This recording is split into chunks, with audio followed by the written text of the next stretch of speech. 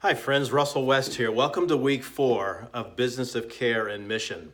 I've been picking up on a theme as I've been reading your papers and looking at the videos. If I were in your shoes, I would have somewhat of a feeling like, man, I can't do anything right here.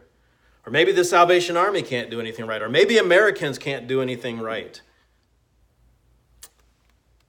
That's not the message of the video sets. That's certainly not the message of the class.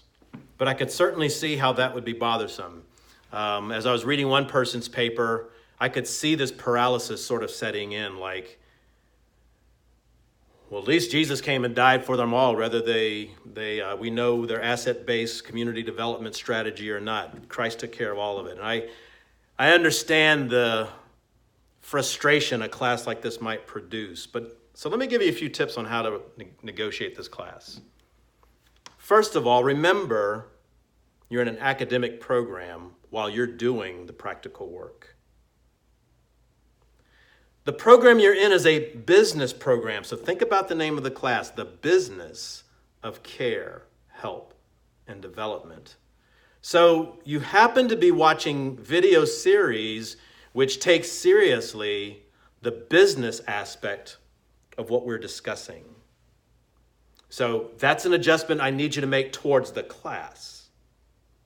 Now, the series that you're watching, Poverty Cure, is focusing on business solutions, enterprise solutions to poverty alleviation.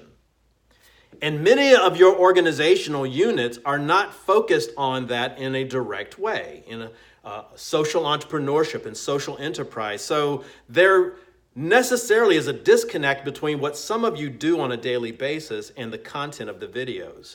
If you can be gentle with yourselves to recognize that difference and understand that West is saying, we're not asking you to change what you're doing and to suddenly start social entrepreneurship ventures, not unless you run a clothing closet or one of these earned income strategies that the Salvation Army does so well. But instead, that you would use the processes that we're referring to begin to notice people in ways that we may not have done so before.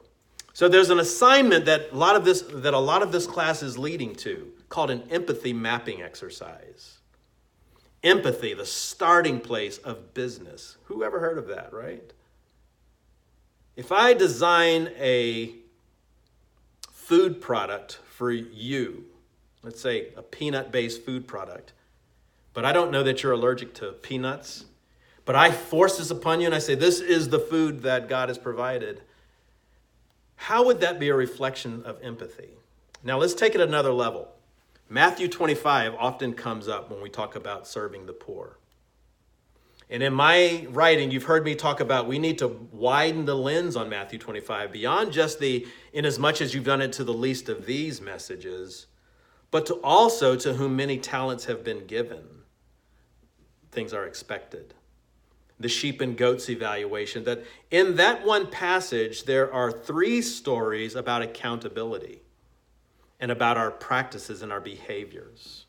And in all of them, being able to recognize what was expected of you is part and parcel of the conversation in that passage. So if Jesus was allergic to peanuts, and you had decided that peanuts is the way to go for all of the food or all the desserts, in as much as you would have done it to him, you might have decided that since some people are allergic to peanuts, and let's make Jesus one of them, maybe you want to offer an alternative to peanuts, or recognize that putting a sign out in front of the dessert saying peanuts contained within is a way of showing empathy, even though you can't change the source of your desserts, which are the Planters Peanuts Company or something. Recognizing that a person is as valuable as Jesus is in a Matthew 25 way is a demonstration that you are using your talents, whether it's 5 or 2 or 1, to pay attention to what's been invested in you and what your tasks are around all of that and the delivery of services, treating folks as if they were Christ themselves.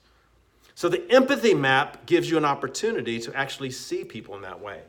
So I want you to go to those links, start clicking on them, watching the videos, and learning how to do this. and choose a single program in your organization that needs to be refined in some way, where you think that you could get some learning through some listening of what people want. And that's where you'll go and do the interview. It can be your organization, someone in the Salvation Army who's running something, or another organization in your community, but someone from whom you want to learn how they practice delivery around this empathy stuff. So again, welcome to the 4th week of class. I'm aware you're there, and I'm aware that this topic can create a real self-examination. It's not meant to bring you down. It's not meant to bring a critique. Instead, it's meant to offer tools to you in the business of care, help, and development. I look forward to seeing you in the classroom.